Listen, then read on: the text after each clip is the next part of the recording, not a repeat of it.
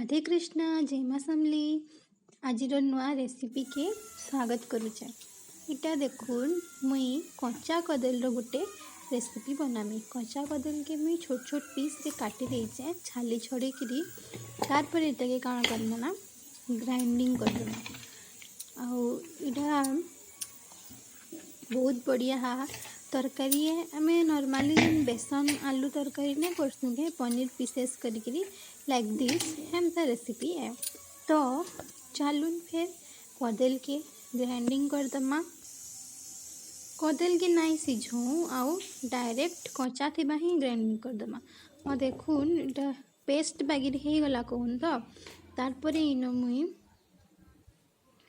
बेसन टिके दे दोचे तापरे लूण स्वाद अनुसार लूण देदेमी तापरे हल्दी गुंड देदेमी तापरे लंका गुंड देदेमी तापरे गरम मसला पाउडर ऐड कर देमी। सब के भल भाबरे मिक्स कर देमी माने गुले देमी कहून।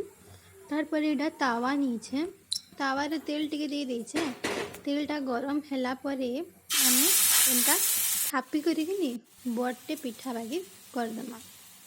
पिठा से तो कर देमा और ताके फिर आर फालटा हो गले आर फालटे उल्टे देना चाहिए।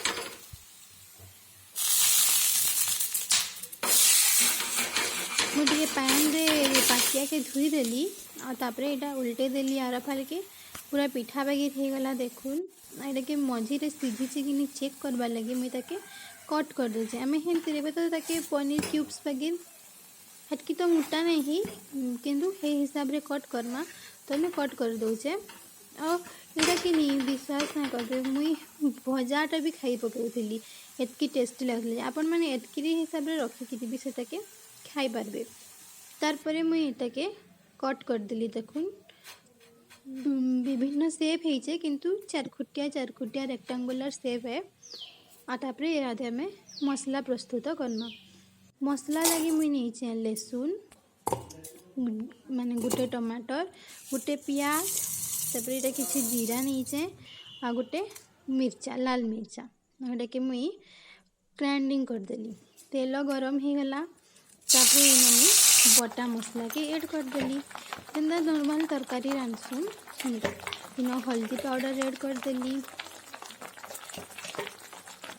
तार परे मसला दे देली और उससे आपंकर पाखे जेन मसला थोड़ा गरम मसला और जीरा पाउडर जहाँ थोड़ा ऐड कर देते तापर एटा मुई स्वाद अनुसार लूण दे देली आ मसला के भल भाव भजा के आपन मैंने मोर रेसिपी को जब देखुन और आपन को भल लगे ताले लाइक शेयर सब्सक्राइब कर देबे और रेसिपी को घरे ट्राई करबे और मते कमेंट करके जनाबे केमता लागला।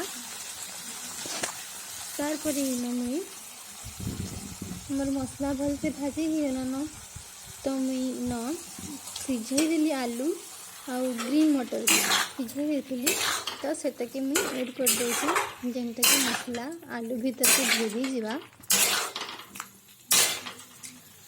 तार परे एटा मसला आलू भीतर के भेदी गला तापरे मुई जेन आम एटा पीस करले काटी के बेसन बोलते जेन पिठा बनै ना कदल बेसन सेटा के मुई थरे ऐड कर देली। तापरे एटा के मसला संगे खाए माने मिनटे 2 मिनट फ्राए कर दमा।